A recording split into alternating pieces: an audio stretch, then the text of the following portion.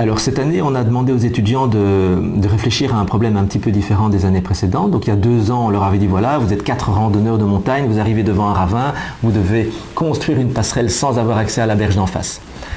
L'année passée, on leur a dit vous êtes dans un hôtel et vous devez construire des structures qui permettent aux clients de l'hôtel d'aller être suspendus dans un hamac pour 2 personnes le plus loin possible de la berge au-dessus de la mer. Cette année, on a demandé aux étudiants de se mettre dans la peau de maître nageur sauveteur et de concevoir une structure d'observation la plus haute possible.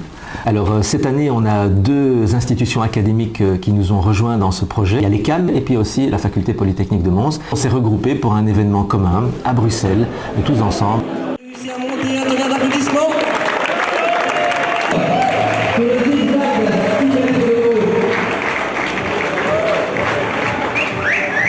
Donc les grandes étapes du projet, tout d'abord on a commencé par des calculs de structure et d'assemblage. C'était la première étape, c'est vraiment une idée de brainstorming entre nous.